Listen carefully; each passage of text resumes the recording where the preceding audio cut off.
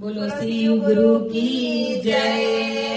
हम लोग भोले बाबा का भजन सुना रहे हैं होली पर का। अगर आप लोग को अच्छा लगे तो लाइक शेयर सब्सक्राइब जरूर करिएगा।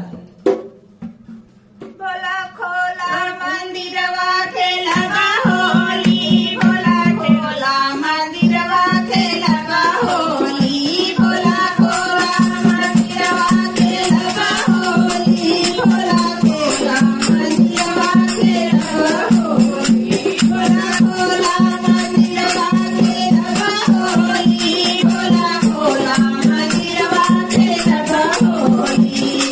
चंदा से खेलो गंगा से खेलो, गंगा से खेलो चंदा से खेलो, नगवा से खेलो हरा बोली, नगवा से खेलो हरा बोली, भोला खोला मंदिरवा खेलवा होली, भोला खोला मंदिरवा खेलवा होली, भोला खोला मंदिरवा खेलवा होली।